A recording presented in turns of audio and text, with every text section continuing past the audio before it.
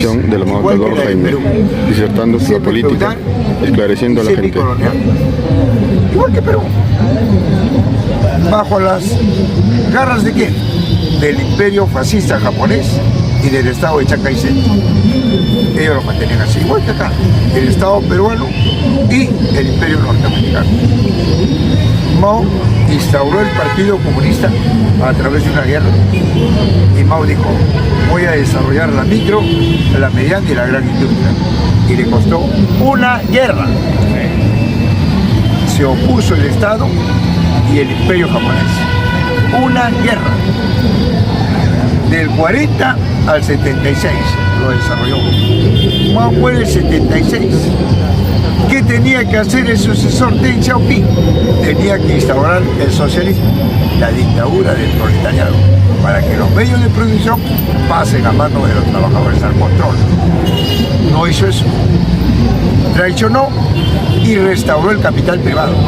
Ahora el capital privado o el capital estatal que coordina con el privado, no, ahí está, lo tiene neutralizado al mundo. Y la lucha de clases sí, ¿te das cuenta? Pero ¿quién lo desarrolló? El Partido Comunista. No fue Japón, no fue el capitalismo. Entonces, ¿a qué referencia hace esa frase que dice: no importa de qué color sea el gato, con tal que cause ratones? Bueno, para una clase. Para una clase. ¿Para qué clases? Para la clase dominante, para el capitalismo de Estado, con Xi Jinping ahora, antes con Deng Xiaoping. Eso. Por eso es que el pueblo chino es explotado. Por eso es que las transnacionales explotan acá, igual que el capitalismo privado. Ahí no está la Choyguan, ahí no está la Chinalco, ahí no está Bambas. Esas chilenas, ¿qué hacen? Contaminan, saquean y se largan. O sea, tú dices, para que haga un desarrollo tecnológico, entonces tiene que entrar el socialismo. No, tiene que haber una revolución. Tiene una revolución. ¿Por qué? Pero tú estás viendo ahora. ¿Por qué viene el hombre del campo acá a Lima? Viene para poder desarrollar sus recursos y quieren una partida económica, quieren leyes a su favor. ¿Y qué dice el Estado? No, no hay leyes. Te vas, si no, te difamo, te chantaqueo, te calumnio y te meto en la aparato militar, te meto bala, así que retírate. ¿Se ves? ¿Qué hemos visto? Bien, gobierno. Bien, de repente otra partida. Jaime, ¿a qué se refieren cuando dicen revolución cultural? Cuando se habla de la revolución cultural, se está hablando de todo un proceso del conocimiento del hombre, que apunte a qué? Al desarrollo del país. A eso se llama la gran revolución cultural proletaria que hizo Mao, que era China, que obviamente le costó una revolución. ¿Por qué? Porque desarrollar la industria en China era contradecir al capital privado y era contradecir a las transnacionales. Con las transnacionales, ¿con qué? Como acá. Acá ponte que Apurímac, con ese gran yacimiento minero Pampas, toman el control. ¿Quién? Los verdaderos dueños, que son los mineros en los socavones, toman el control. Eso no va a permitir, carajo. Y los mineros van a exportar, van a vender para desarrollar su región. Eso no va a permitir Roque Benavides. Eso no va a permitir los imperios. Es una guerra, pero Y acá en Perú puede haber una revolución de provincia acá para desarrollar o no. Pero ya lo estás viendo. ¿Qué ha dicho el campo? ¿Para qué voy a ir a Lima? Mejor me quedo acá y acá cierro mi región. Ya no entra el Estado. ¿Sabes qué están haciendo? Por eso no entra ningún ministro también. Ya no entra porque lo sacan, los ministros corren. Esa es parte de una revolución. Y eso ha generado Son la economía conatos. un desastre. La revolución no es de noche a la mañana, son conatos. Esa gente ahí está tomando conciencia. ¿Por qué? Porque el hombre, para que se esclarezca, tiene que pasar de un marco reivindicativo a un marco político y luego ideológico. ¿Quiénes pasan? La calidad, no la cantidad. Y es la calidad la que agudiza un país. ¿Ya veo? Bien, compañero, ¿no? De repente, algo más por acá.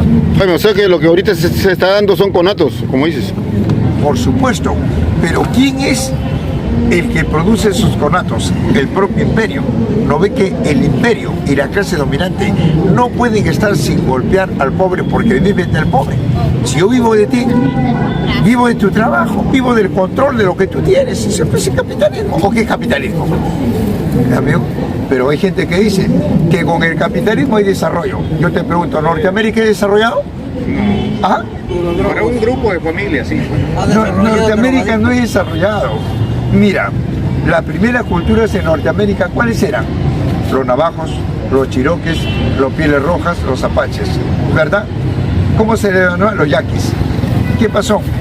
Llegaron los anglosajones, los ingleses, con fuerte los desplazaron y se apoderaron de su territorio. Y ahí surge un engendro entre el yaqui y el inglés.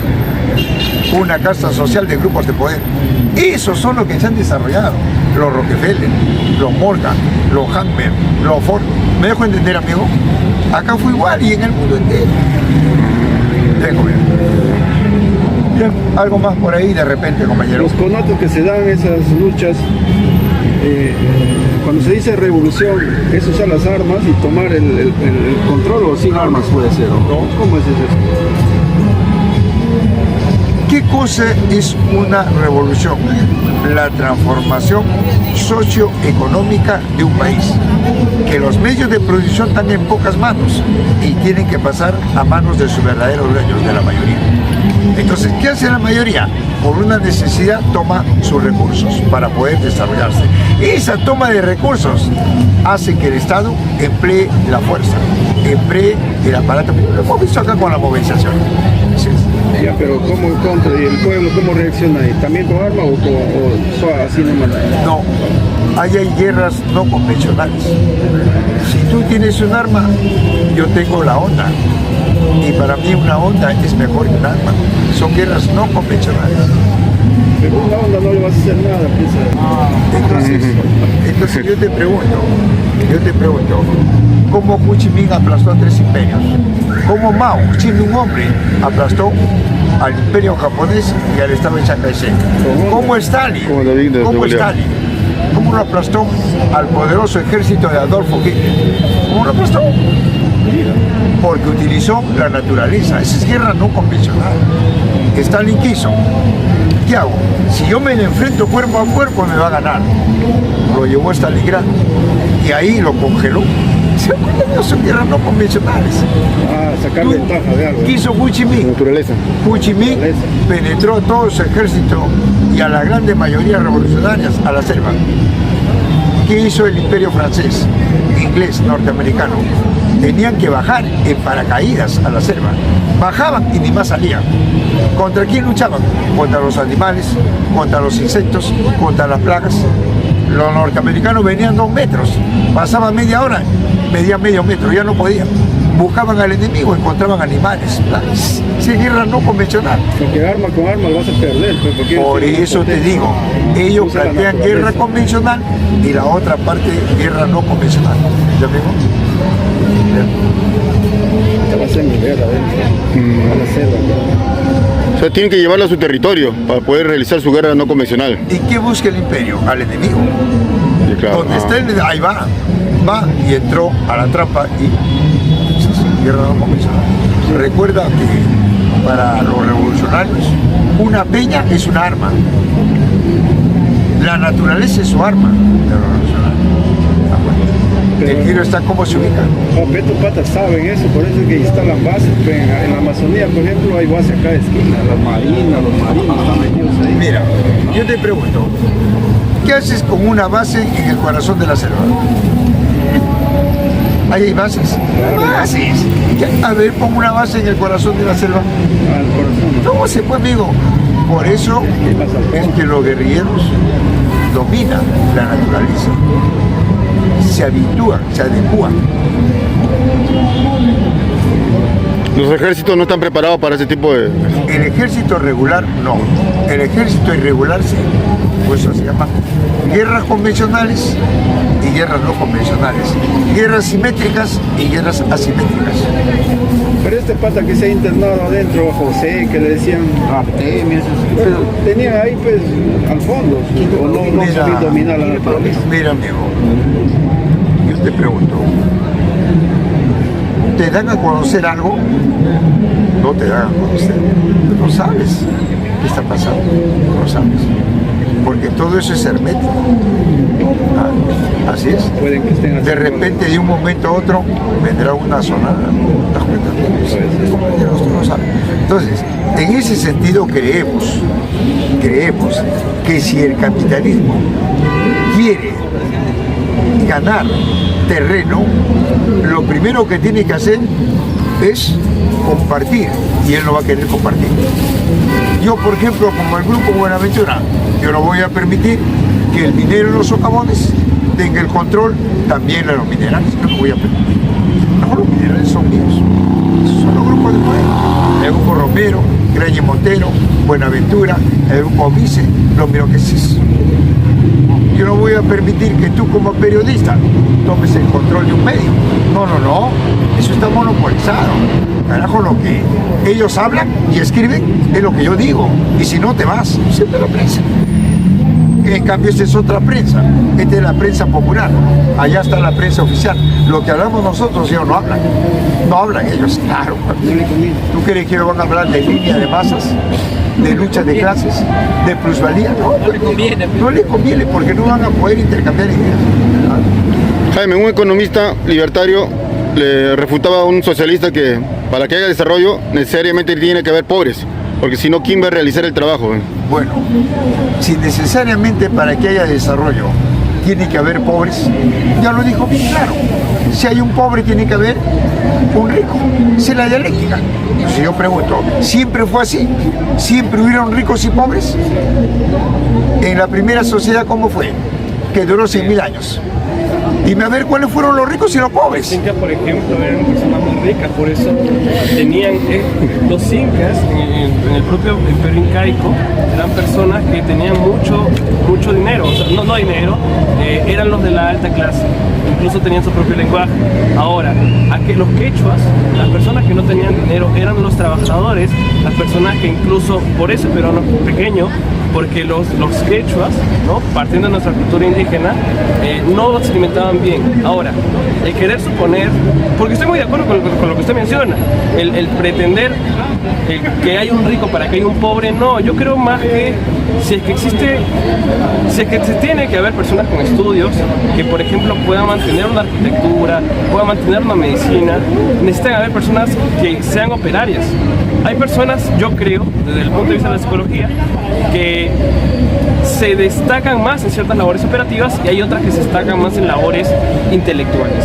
Entonces, realmente, la lucha de clase no tiene que estar con la persona rica, sino con nosotros mismos, porque tenemos que entender el por qué existe esta propia división con las otras personas. Venga, mira, de repente, Eso sí, pero un ratito, Oh, señor. Señor, pero ¿cómo está el orden, pues, señor? Termino con él, luego con usted. Mira, hijo, de repente tú estás un poco más documentado que yo, porque tú crees que una persona vieja es que sabe más que un joven. No, mucho cuidado. Hay jóvenes que han podido leer, otras que yo no he podido.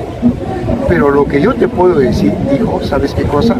Que a mí en los clases universitarios me decían que cuando usted quiera analizar cualquier país del globo, busque la primera sociedad. Si no, no se meta. Y una vez que encuentra la primera sociedad, ubique su modo de producción, su sistema económico. Yo pregunto, en el Perú, ¿el incanato fue la primera sociedad? ¿El Estado Inca fue la primera sociedad? ¿Los pre-Inca, la civilización, fue la primera sociedad? No. La primera sociedad en el Perú fue 15.000 años antes de nuestra era. Y ahí es, no, 15.000 años antes de nuestra era. ¿Y cuáles eran esas culturas? Pacaicasa, Paiján, chivateros, guitarreros, etc. Ya ubicamos la primera sociedad. Ahora, ¿cómo era su economía? No habían ricos ni pobres. ¿Y por qué no duraron? ¿Ah? ¿Y por qué no duraron? Pues, Ahora te explico. ajá, debate. Mira. Interesante debate sobre la El hombre cultura incaica. El hombre tenía como contradicción a la naturaleza, pero no al hombre. ¿Cuánto duró? Duró 15.000 años. Después se fracturó. Oiga, eso es científico. Tú armas una organización con los mejores hombres de tu confianza. Esa organización en el proceso se rompe. No sabemos lo que somos dirigentes. Tú armas una asociación, esa asociación en el proceso se rompe. Eso es científico. Y eso es lo que pasó. Se rompió esta sociedad. ¿Quién la rompió? El vago. Y surge la civilización con canal. La civilización, una cosa es la sociedad antigua y otra cosa es la civilización. Surge la civilización y obviamente la lucha de clases, del rico y el pobre. Luego se instaura el Estado con una clase dominante, la dinastía, que controlaba el trabajo y la educación, lo controlaba. Ese Estado se desarrolla y se transforma en imperio. No, eso no es la burguesía. Ese Estado se desarrolla y se transforma en imperio. ¿Por qué imperio? Porque comenzaba a ocupar territorios en América Latina. Ahí viene la guerra entre Huáscar y Atahualpa y la lucha de clases, la mayoría por recuperar sus recursos. Ahí llega el coloniaje. ¿Y qué hace ese pueblo? El pueblo se alinea al coloniaje para que lo emancipe del imperio incaico. ¿Y qué es lo que pasa ahí? En todo ese coloniaje que hay, no, surge una casta social de criollos. En ese engendro que hay entre el español y el inca, surge una casta social de criollos. ¿Cómo se llaman estos? Ahí está pues. Estos criollos, ¿qué hacen? Se reparten el mercado, el Perú, y se transforman ¿en qué? Se transforman en grandes terratenientes, grandes cabonales. Esos luchan por sus intereses contra el virreinato. Viene San Martín y a ellos los emancipa. Y con ellos desarrolla el Estado burgués. Este Estado burgués. 203 años. ¿Quiénes son los que están gobernando? Los bisnietos. Hay el grupo Romero, Graña y Montero, Buenaventura, el grupo Vice, los Reyes Pastores. Entonces, los presidentes solamente son guachimanes, que al que no está de acuerdo afuera. Mire, yo trabajo porque tiene mucha razón usted. Existe mucha explotación en el Perú relacionada al trabajador, al operario, al productor. Yo trabajo seleccionando personal, yo trabajo llevando personal no diría la empresa, pero bueno, llevando personal operativo. Ahora, evidentemente, la labor operativa requiere mucho esfuerzo físico. Yo estaría de acuerdo con ustedes en la clase de condiciones que se tiene el trabajador, pero no estoy tan de acuerdo con buscar una, tal vez no una igualdad, pero sí una equidad del tipo de trabajo, ¿no? Pero un ratito, tú estás repitiendo términos del capitalismo. No, yo no, a ver, yo no soy ni capitalista, ni socialista, ni no te he comunista. dicho qué es. Yo lo que voy, yo soy de centro. ¿Por qué? Porque entiendo Pero, que existe... sí, pero por partes, mira, ve. Tú me dices que no eres capitalista ni socialista. Bien. Yo te pregunto, el término igualdad, No es lo mismo que tú. ¿de qué concepción se hace? La igual, bueno, depende a que quiera adecuarse a la No, el tecnología. término igualdad, ¿de qué concepción nace? De dos elementos que cumplen similitudes. Mire, si yo tengo acá un producto, un cuerpo, y acá otro, ¿son iguales? No, ¿Por qué? porque mantienen diferencias incluso materiales. Porque están sometidas a las leyes de la física, el cambio del movimiento. Entonces yo pregunto, ¿la igualdad dónde se ubica? ¿En la física o en la metafísica? Metafísica. En la metafísica. Entonces, ¿por qué me dices que el comunismo es igualdad? No, a ver, yo estoy hablando de que, yo no dije que el comunismo es igualdad, yo estoy hablando que yo estoy de acuerdo con la equidad, ¿no? No compartiendo tal vez ciertas opiniones, pero a lo que voy es que echarse de izquierda o derecha yo siento que no es el momento. Ustedes están de acuerdo tal vez con el nacionalismo. ¿Dónde se ubica? ¿En el capitalismo o en el comunismo? Son diferentes principios. Yo tengo entendido que la derecha se ubica... Son diferentes, pero no son opuestos. Por eso yo te pregunto, ¿dónde se ubica la izquierda y la derecha? ¿En el capitalismo o en el comunismo? Tengo entendido que la derecha se ubica en el capitalismo y la izquierda se ubica en el comunismo, socialismo. ¿Y quién dice eso? Entendido. Maximiliano dice eso. Maximiliano no dice eso. Maximiliano instaura la izquierda con los burgos y solo con la Revolución Francesa, y son los burgos los que desarrollan la industria, el capitalismo. Toda la izquierda es capitalista. Pero por supuesto. Ustedes son capitalistas. No, yo no soy de izquierda, yo defiendo el comunismo. Ahora, tú me hablas de una tercera posición de centro. ¿Tú sabes lo que estás diciendo? No, yo lo de principios. Yo lo de principios no hablo de Pero el centro no tiene principio. No, el Sí, pero, centro. a ver, sí, pero déjame también. Por favor, compañeros. Mira, El centro, o sea, a ver, no es necesario, dentro justamente del materialismo no existe el blanco o el negro. Dentro del naturalismo, ni siquiera, o sea, ni siquiera en la parte genética, no existe como solamente XY o XX, existen XXY o existe incluso en lugar existen muchas variabilidades. ¿esa lógica es formal o es dialéctica? Es formal. Ah, ¿y la lógica formal dónde se ubica? ¿En el capitalismo o en el comunismo?